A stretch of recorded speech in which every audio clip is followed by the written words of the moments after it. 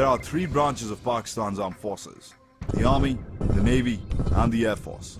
Effectively, the Pakistani military machine is the sixth largest in the world. The Army is the largest branch, with an estimated 550,000 active troops. The Army is a land-based operations force, though it has aviation and amphibious assets as well. The Army is tightly organized into large formations called corps. There are 9 corps of the Pakistan Army, with each corps led by a 3-star Lieutenant General. Also having corps status is the Strategic Force Command, which controls the country's nuclear arsenal. Together, the corps form the functional backbone of Army operations. The generals who lead these corps are technically the Army's most powerful operational officers, apart from the Chief of Army Staff, a 4-star general whom they all report to. Each corps has a certain specified number of divisions. If the corps are the backbone, then these divisions or divs are the arms. Every corps has a particular makeup of divisions. The makeup depends on the strategic and tactical imperatives of the location and the Army's threat perception, security climate, and terrain of that location. For example, most of Pakistan's armored divisions, meaning those divs which are equipped with tanks, are in corps located in the plains of Punjab and the deserts of Sindh. That's because, although the Army has traditionally perceived a threat from across the eastern border, it is only in the terrain of the plains and the deserts where tanks can actually function, and where there is a perceived armored threat from across the border.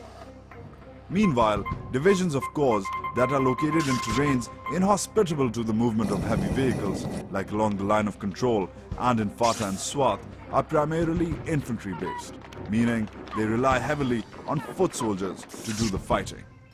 Considering that the Army depends on a hierarchical superstructure because of its size and broad operational scope, the chain of command is the focal point of all Army activity. Corps are led by Lieutenant Generals, divisions by Major Generals, also called 2-stars or GOCs, short for General Officer Commanding.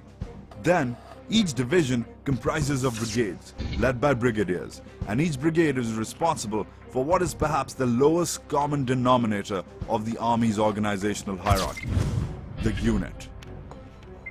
The unit is the basic building block of the Army. While corps, divisions, and even brigades have multiple tasks to perform, ranging from planning logistics and coordinating with the Air Force or the Navy and other corps, divs, and brigades, units have a specialized role. Always having a lieutenant colonel as its commanding officer, the unit has a single function: to fight or support the fight in accordance with the arm it belongs to. Arms are the specialized, task-specific centers of the Army. They are broken down into 2 categories: fighting arms and supporting arms. Units from fighting arms engage in frontline combat operations. Supporting arms units play a vital role in supplementing those combat operations. The Armored Corps, which is based on tanks, the infantry, which is made up of foot soldiers, and the artillery, which uses heavy, long-range guns, are the fighting arms of the Pakistan Army.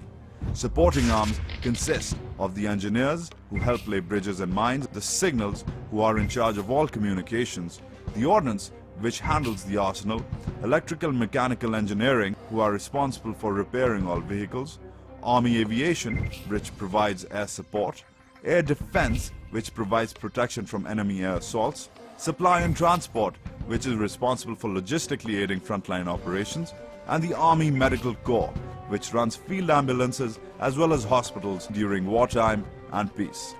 Effectively, the operational structure of the Army is like a pyramid. Units, whether from fighting or supporting arms, form the base. They report to brigades, which report to divisions, which report to corps. The buck starts at the level of a unit, which may be based on the front line, and stops at the corps, which may be headquartered in a major city. That's the game. But who are the players?